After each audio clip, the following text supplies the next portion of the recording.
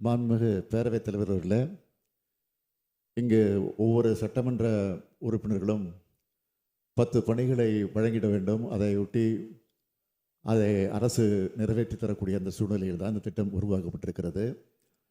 இங்கு பொதுப்பணித்துறை அமைச்சர் அவர்கள் நல்ல விளக்கம் தந்திருக்கிறார்கள். இருந்தாலும் எதிர்க்கட்சித் தலைவர் அவர்கள் மாற்றுப்பணி தந்தாலும் அதுவும் சாத்தியமில்லை என்று பதில் வருகிறது என்று சொல்லுகிறார். உண்மைதான், நான் மறுக்கவில்லை.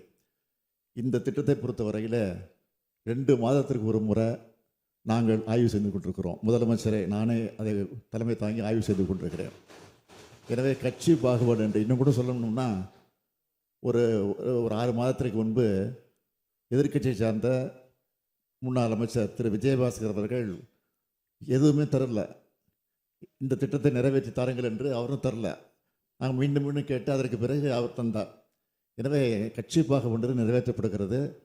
எனவே சாத்தியமில்லை என்று வருகிறது. அந்த திட்டமும் சாத்தியமில்லாத நேரத்தில் தான் அப்படி வருவதில் வருகிறது. எனவே அந்த நிதிக்கு உட்பட்டு சாத்தியப்படக்கூடிய திட்டங்களை தான் நிறைவேற்ற முடியும் என்ற நிலையில் தான் இந்த பணியை நிறைவேற்றி கொண்டிருக்கிறோம்.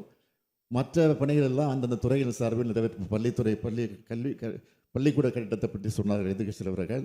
அது அந்த துறையின் சார்பில் நிறைவேற்றப்படுகிறது. எனவே அதில் போய் இந்த திட்டத்தை போய் சேர்க்க வேண்டிய அவசியமே இல்லை.